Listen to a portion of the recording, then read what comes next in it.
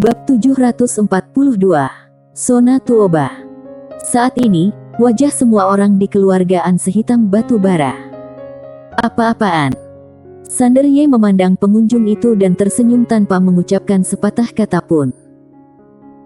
Orang yang datang adalah seorang wanita, tidak terlalu tua, baru berusia 15 atau 16 tahun. Dia mengenakan gaun berwarna merah muda, dengan kepang panjang, dan cambuk melingkari lengan kanannya sambil berlari menuju Kinaan dengan penuh semangat.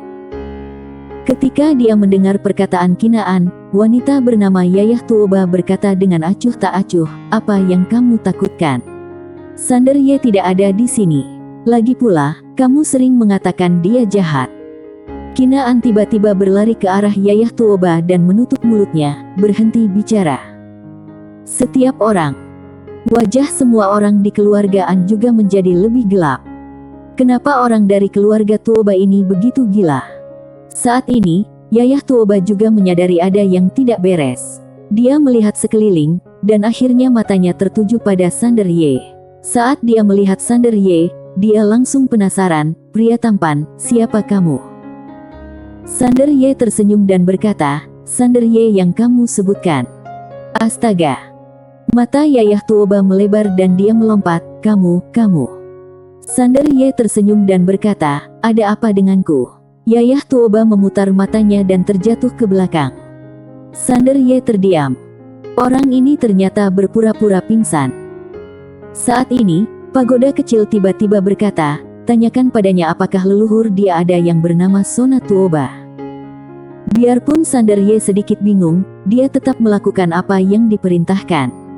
Dia memandang Yayah Tuoba yang berpura-pura pingsan dan berkata sambil tersenyum, "Gadis kecil, apakah keluarga Tuoba kamu memiliki leluhur bernama Sona Tuoba?" Mendengar perkataan Sander Ye, Yayah Tuoba duduk dan curiga, "Bagaimana kamu bisa tahu?" Di dalam tubuh Sander Ye, pagoda kecil berkata, "Dia bisa dianggap sebagai teman lama ayahmu. Gadis kecil ini tidak bisa diandalkan seperti leluhurnya." Sander Ye sedikit terkejut, "Kenapa kamu mengatakan itu?" Pagoda kecil tersenyum dan berkata, "Ayahmu sedang dalam masalah saat itu. Gadis itu bilang dia akan pergi meminta bantuan, tapi kemudian dia menghilang." Sander Ye. Pagoda kecil melanjutkan, "Beri sedikit hadiah. Leluhur dia memang banyak membantu ayahmu, biarpun menyerah terakhirnya." Sander Ye tersenyum, lalu membuka telapak tangannya, dan cincin penyimpanan perlahan melayang di depan Yayah Tuoba. Yayah Tuoba sedikit bingung, "Ini?" Sander Ye tersenyum dan berkata, "Leluhurmu dan ayahku adalah teman lama. Ini sedikit niatku, jangan menolak." Ekspresi Yayah Tuoba tiba-tiba berubah suram. Sander Ye bertanya, "Ada apa?" Yayah Tuoba menundukkan kepalanya, dan setelah terdiam beberapa saat, dia berkata dengan lembut, "Masalah antara leluhurku itu dan Master Pedang Dunia.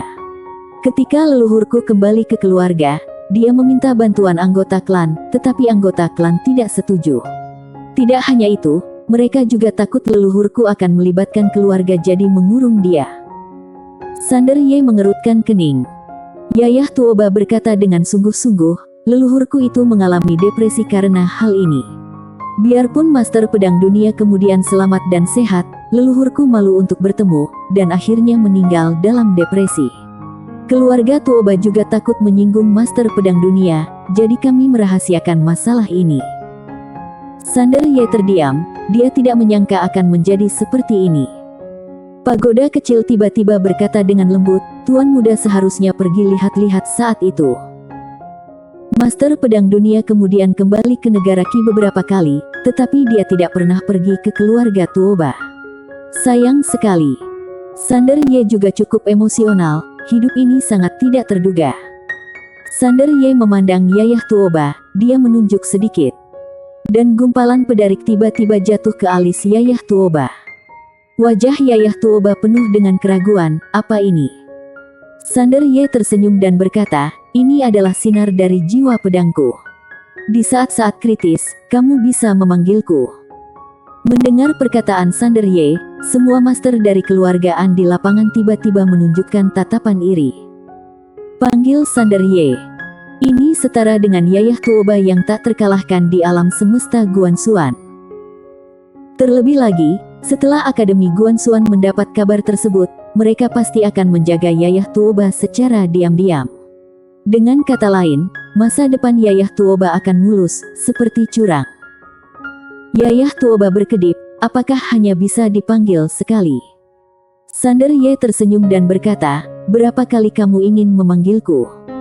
Yayah Tuoba ragu-ragu sejenak, lalu berkata, aku ingin memanggilmu 2 kali. Mendengar kata-kata Yayah Tuoba, semua master keluargaan langsung merasa tidak puas. Sander Ye sedikit penasaran, kenapa? Yayah Tuoba melirik Kinaan di sampingnya, lalu berkata, Kina adalah sahabatku. Seperti yang kami katakan, kami berbagi berkah dan kesulitan, jadi aku ingin dia juga memiliki kesempatan ini. Mendengar perkataan Yayah Tuoba, semua master di keluargaan merasa sedikit malu. Kinaan dengan lembut meraih tangan Yayah Tuoba dan tersenyum tipis, aku tidak membutuhkannya. Mendengar perkataan Yayah Tuoba, Sander Ye sedikit terkejut. Dalam masyarakat ini, seringkali mudah untuk berbagi kesulitan, namun sangat sulit untuk berbagi berkah. Jarang sekali gadis kecil di hadapannya ini bisa memikirkan temannya saat ini. Sander Ye menoleh untuk melihat Kinaan. Dia membuka telapak tangannya dan seberkas jiwa pedang jatuh di antara alis Kinaan. Melihat pemandangan ini, seluruh orang di keluargaan sangat gembira. Banyak orang bahkan langsung berlutut. Apa yang diwakili oleh gumpalan jiwa pedang ini? Ini mewakili pengakuan Sander Ye. Dengan jiwa pedang ini, bagaimana orang luar memandang Kinaan? Mereka harus menganggap Kinaan sebagai pewaris Sander Ye.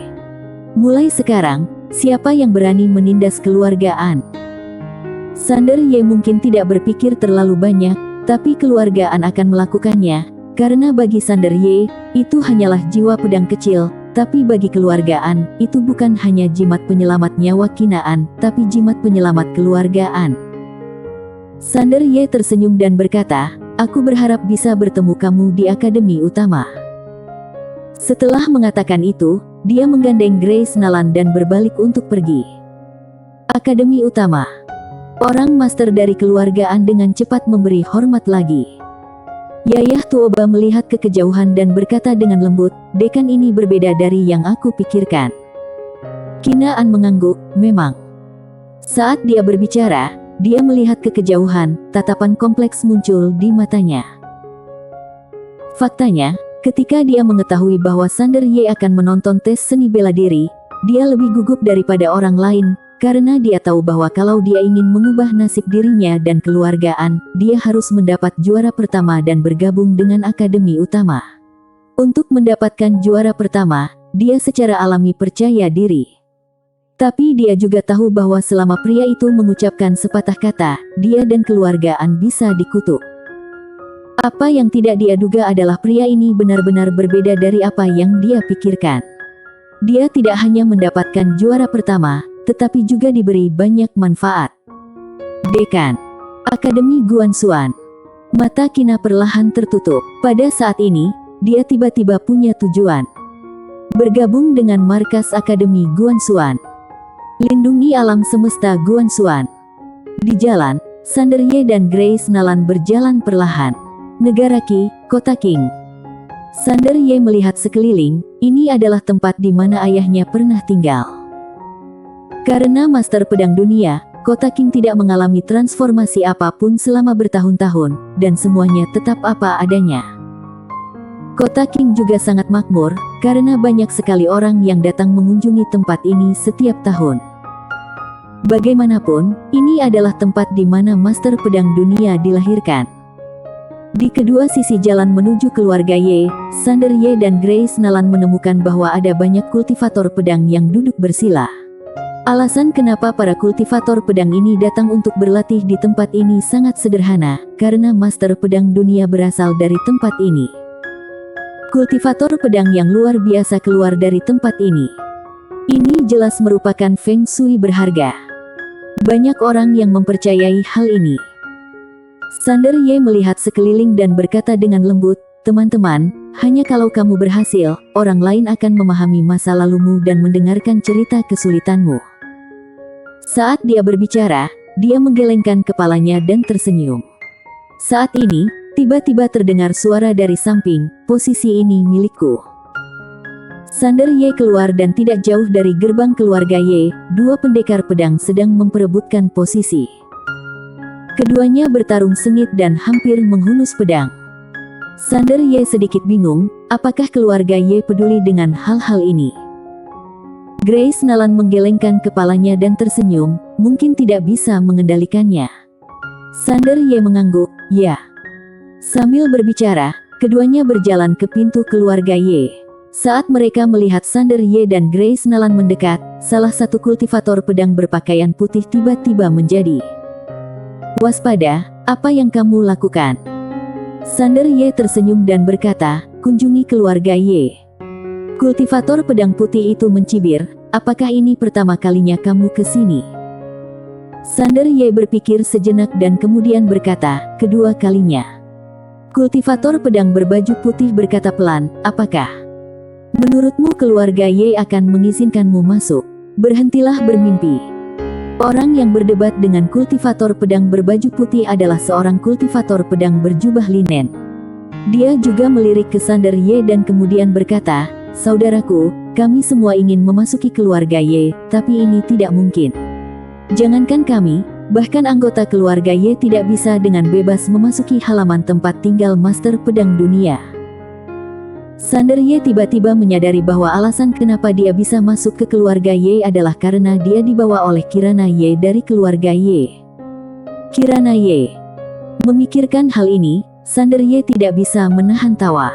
Dia masih memiliki kesan yang baik terhadap keluarga Ye, karena ketika dia bertarung hidup dan mati dengan Targolu, generasi muda dari keluarga Ye datang untuk menghiburnya. Selain itu, keluarga Ye juga memberinya sepasang pedang terbang sebagai hadiah. Saat itu, identitasnya belum terungkap. Sander Ye tersenyum, lalu berjalan ke pintu dan mengetuk dengan lembut.